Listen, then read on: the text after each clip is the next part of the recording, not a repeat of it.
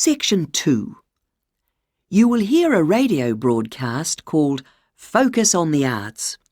First, you have some time to look at questions 11 to 16 on page 4.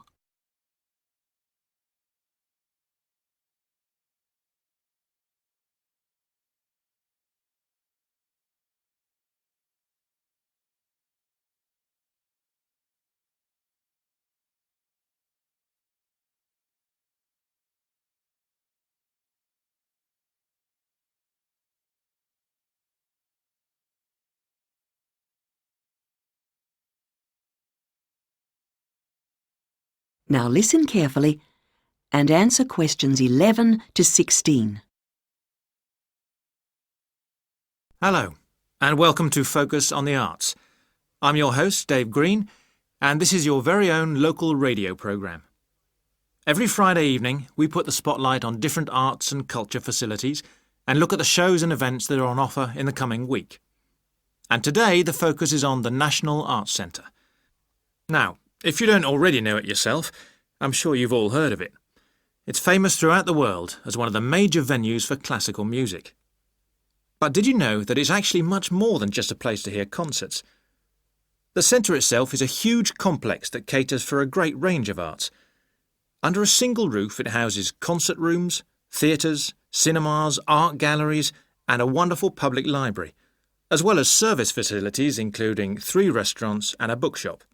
So, at any one time, the choice of entertainment there is simply enormous.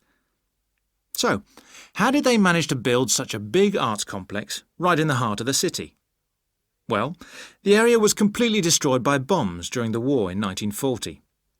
So the opportunity was taken to create a cultural centre that would be what they called the city's gift to the nation. Of course, it took a while for such a big project to get started, but it was planned in the 60s, built in the 70s, and eventually opened to the public in 1983. Ever since then, it has proved to be a great success.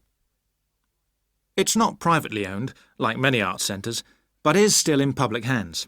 It's run by the City Council. Both our National Symphony Orchestra and National Theatre Company were involved in the planning of the project, and they're now based there, giving regular performances every week. And as the centre is open 363 days of the year, there are plenty of performances to choose from. Before you hear the rest of the broadcast, you have some time to look at questions 17 to 20 on page 5.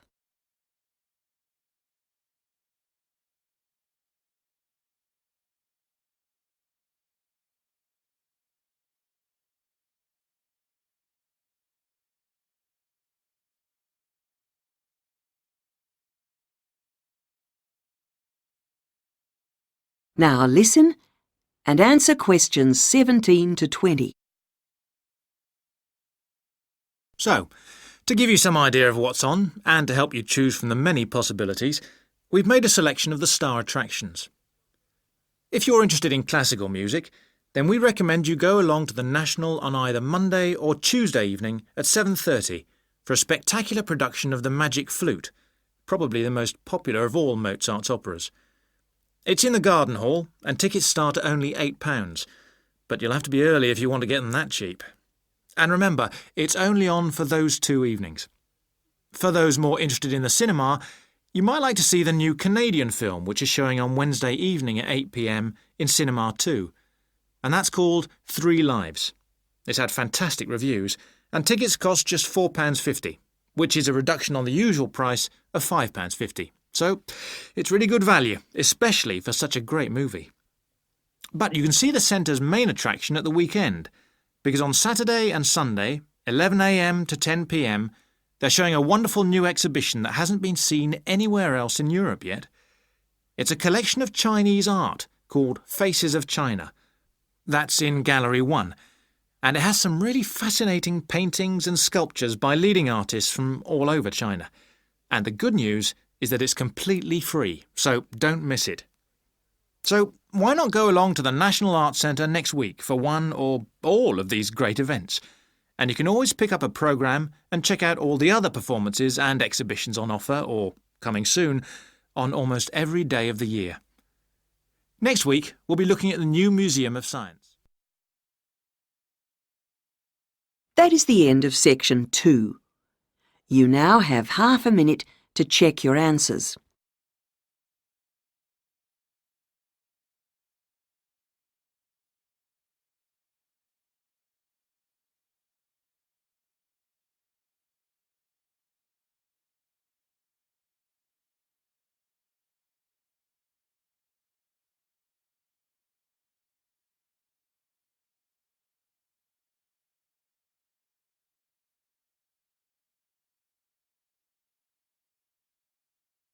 Now turn to section 3 on page 6.